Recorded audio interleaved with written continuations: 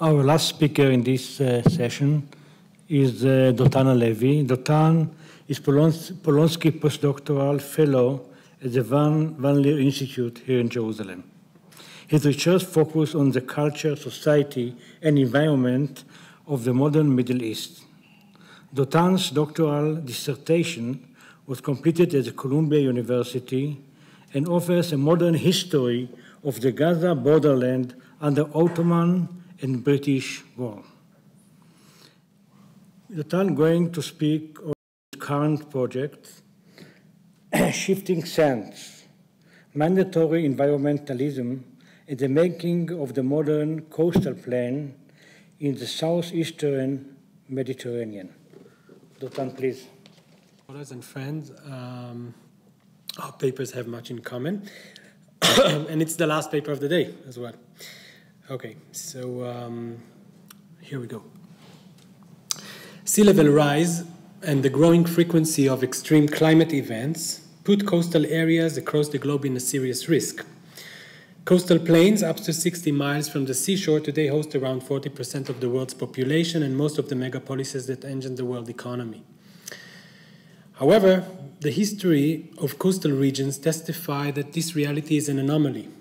For long periods throughout history, human societies and states avoided settling shorelines en masse, fearing seaborne diseases and invasions, the capriciousness of storms, and inhospitable marshes and dunes. Historic port cities, of course, played a significant role throughout human history, yet these were mostly restricted to specific geographic locations like river estuaries, while only in the modern period, and at a very rapid pace, the spaces between them, the coastal plains themselves, have become centers of population, politics, and economy. Attempts to understand the climate crisis within historical framing shows us convincingly, and we've seen this in Shira's lecture, how modern human culture became addicted to fossil fuels.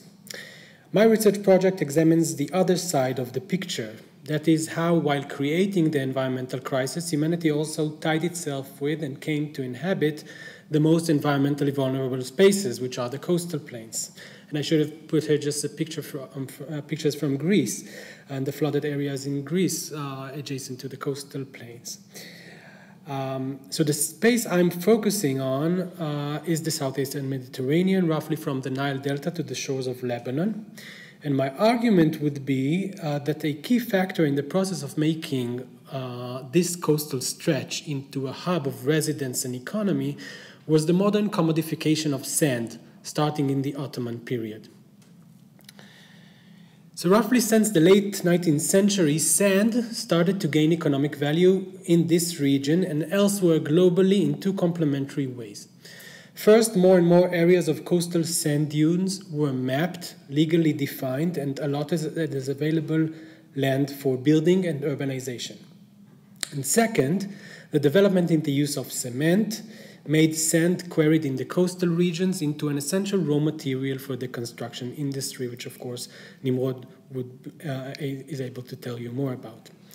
But the integration of both of these sand usages as once an available non-agricultural land for development, and second as a natural resource, enabled the inhabitation of coastal regions to explode horizontally and vertically and injected an enormous amount of space into what became the modern real estate market.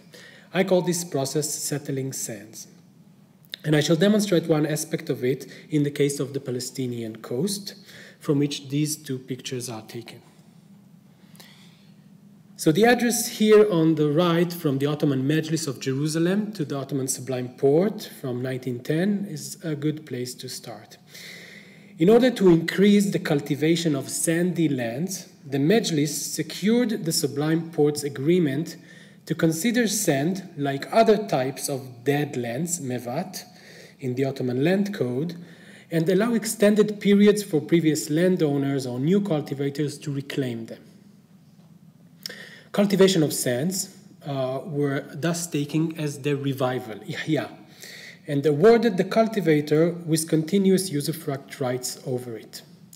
But the Ottoman state also went further, since sands were particularly hard to cultivate, and waived registration tax and even exempt cultivators of sand from the tithe on the production for several years.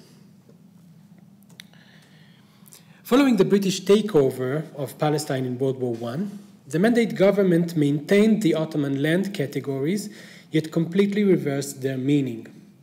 The British saw sand dunes as uncultivable wasteland that could not support life by its very arid and shifty nature. Importantly, in British perspective, dunes were not only waste in and of themselves, but they were also laying waste fertile lands in their vicinity by drifting and covering them.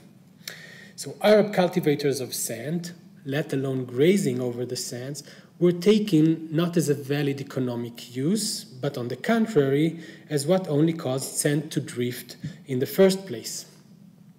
So to stop sand from drifting, the British administration issued several ordinances that abrogated the legal option of claiming ownership over sands and made much of them into state domains. They did so by shortening the period in which a person was eligible to claim ownership over abandoned lands and outlawed their cultivation.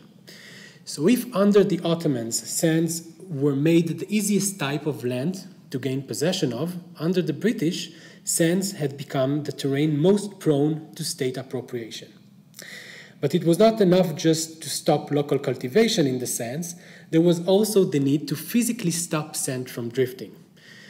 To do this, the British asked to plant the sands with forests of imported species of trees and grass that were known for their soil-holding capacity. Such campaigns were already underway by this stage in French-controlled North Africa, under the Italians in Libya, in Australia, South Africa, and other places. Dune fixation by trees was in fact a flourishing theme within the science of forestry and was debated in professional journals and exchanges by imperial officers throughout the colonial world. In Palestine, dunes encroachment was widespread across the coastal plain. But as an initial step, the British chose the Gaza region as a laboratory for examining the possibilities of sand afforestation. Over the course of 2 decades, here you can see the city of Gaza, you can see its agricultural periphery, and then the dunes that separate the city from the seashore. So over the course of 2 decades, 2 large forests were planted on the pasture and cultivation areas of the villages near Gaza, Beit Lahia, Jebalia, and Nazle, and on the expense of Gaza's urban development. Natives of the area were forced to participate in the afforestation campaign by the draconic terms of the British 1920 Sand Drift Ordinance. One of a kind in the Mandate territories, the ordinance ruled that in areas of sand drift, any person who had claims for usufruct or ownership rights in the sand must participate in government planting for an agreed-upon number of days every year. Failing to do so would extinguish the right to claim for the land. The villagers who participated in the afforestation unknowingly enabled the government to enclose their own lands. If they dared to continue their formal cultivation, they were accused of trespassing and encroachment. In a series of petitions during the 1920s and 30s, the villagers backed from their consent to take part in the works and demanded from the government to restore their lands and legalize their cultivation there. These petitions exposed the richness of the interdune landscape of bustans planted with vines, sycamore, almonds, palms, mulberry, watermelons, pumpkins, squashes, and the undisputed king of sand farming, which was turmus, lupine, which many evidence mention. In fact, the reality of sand cultivation is acknowledged even within reports by the British forest inspectors to their superiors, but it never translated to a change in policy.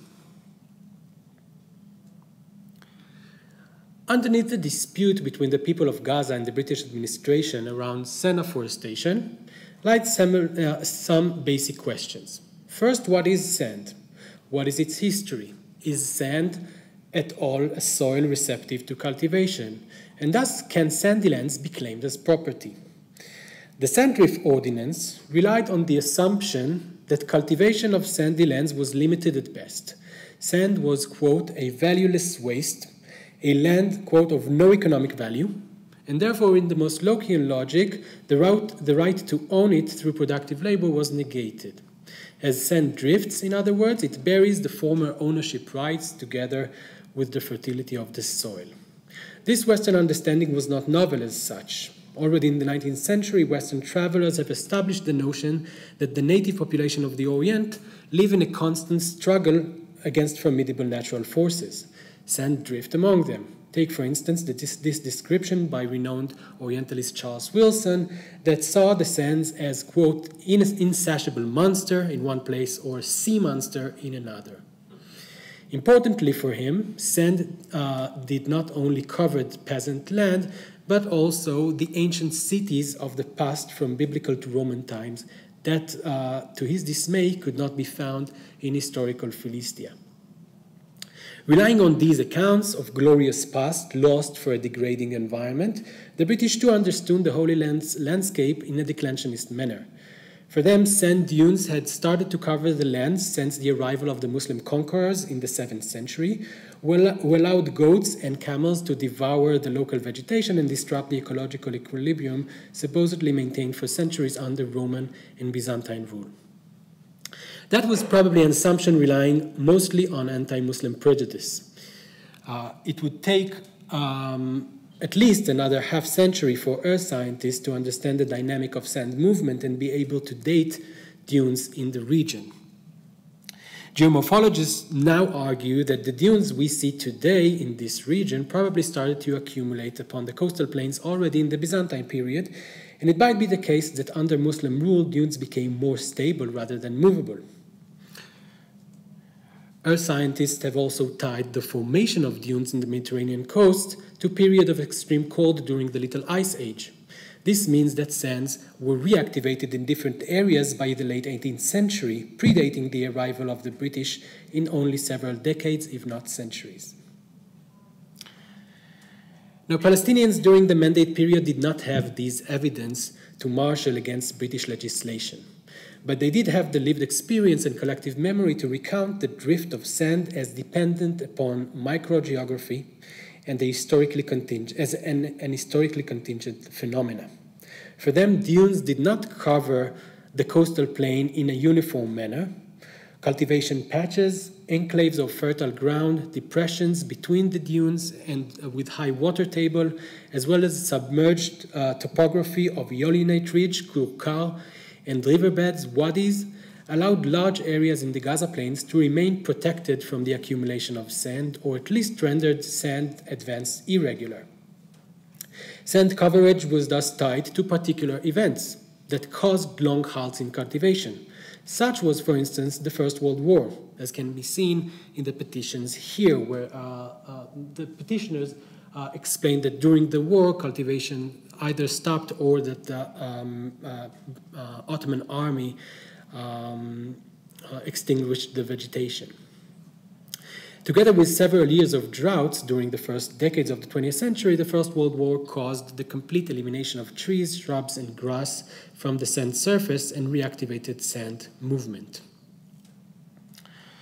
The villagers also mentioned the sites asked for cultivation by their common names, oftentimes followed by the local expressions Daribe, Bustan, Hakura, or simply Karam, an orchard, which connoted cultivated plots, mostly with trees, countering the impression of anonymity and ownerlessness of the sands implied in British orders.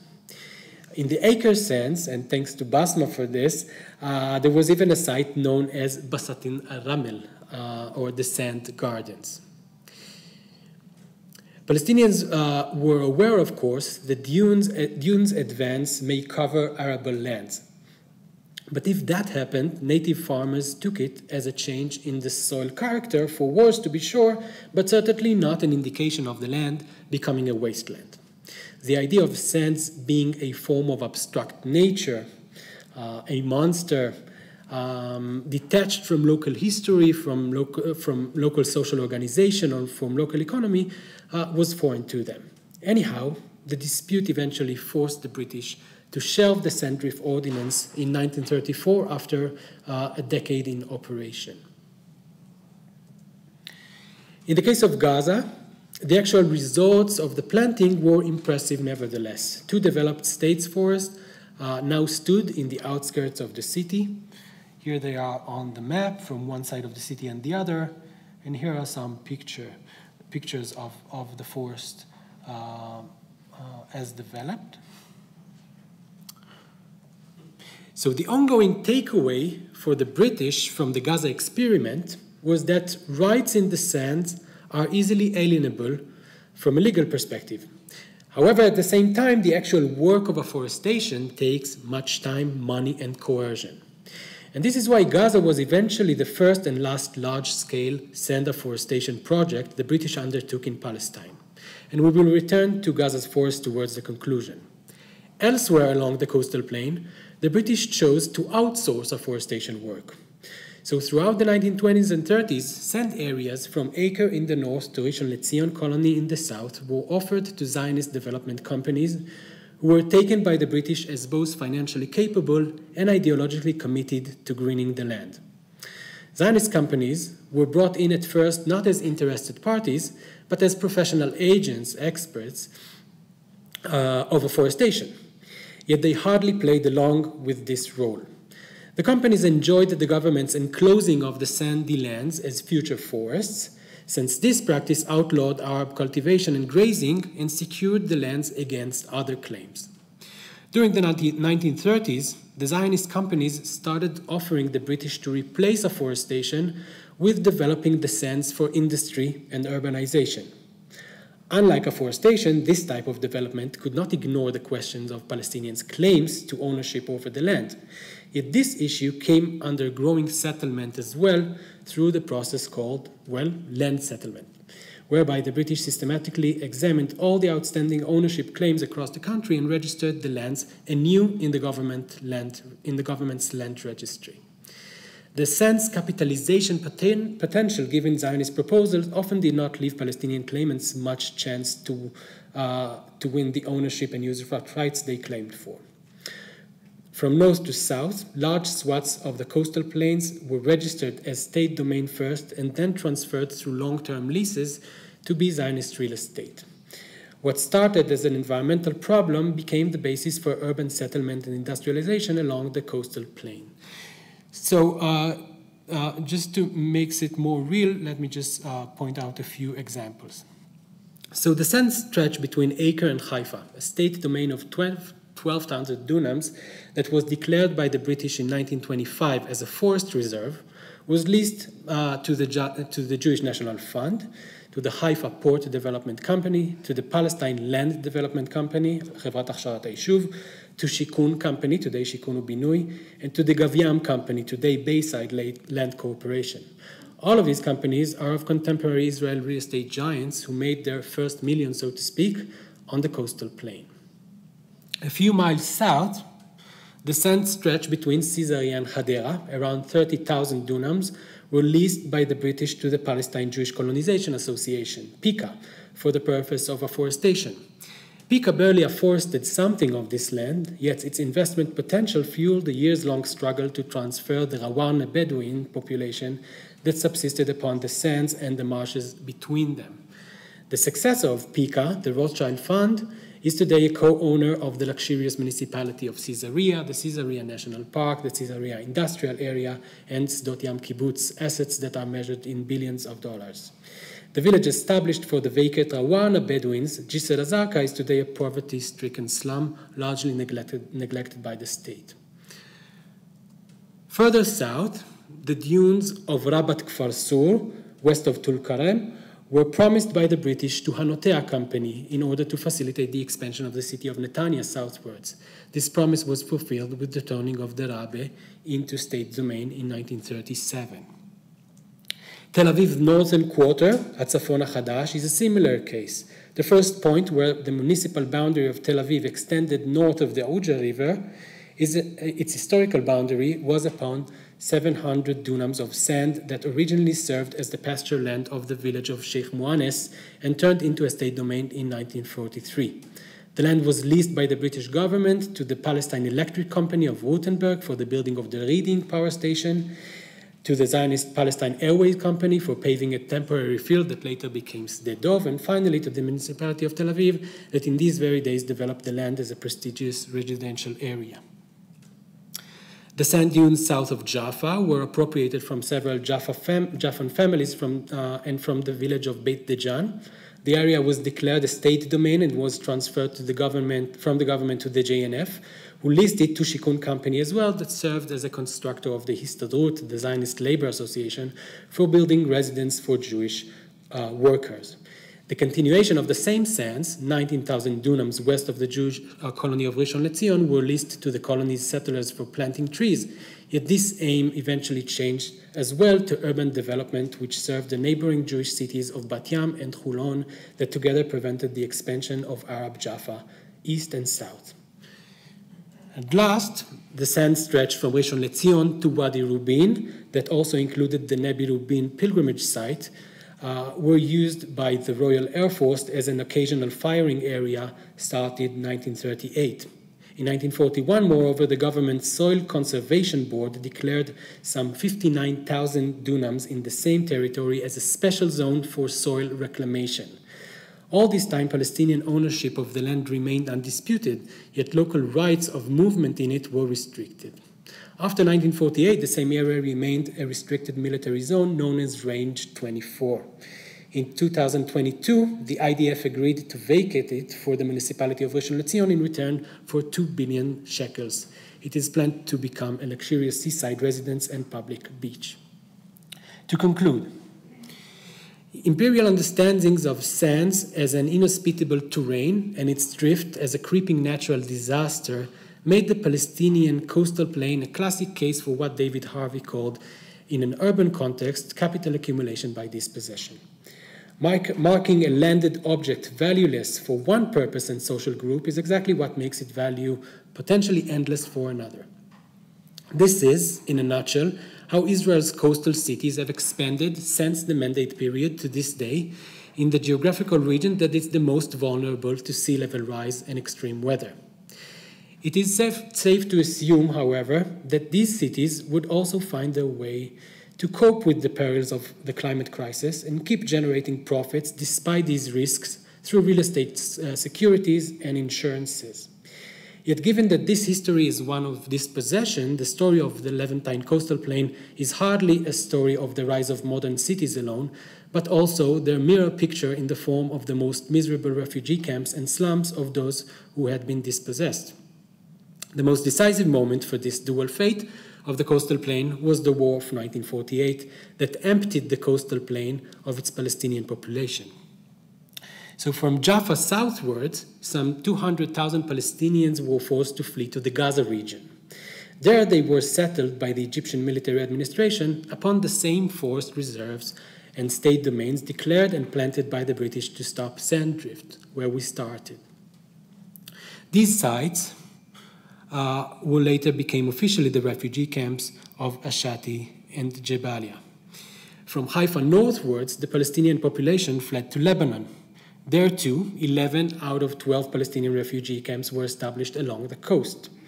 The Nakba thus made sand dwelling a defining experience of Palestinian refugeehood, making life in camps like Burj al-Balaj here in Lebanon seem similar to those in Ashati and Khan Yunis, the camps in the Gaza Strip. These camps would suffer together with the urban centers in the Israeli coastal plain from the same global warming, storms, and sea level rise. But their ability to cope with these change, with the lack of sufficient infrastructure, restriction on mobility, and absence of sovereignty would be much weaker. This is because environmental vulnerability is hardly dependent upon the encounter with the environment alone, but is first and foremost a consequence of the history that created this encounter in the first place. In our case, here, the history of the Mandate. Thank you.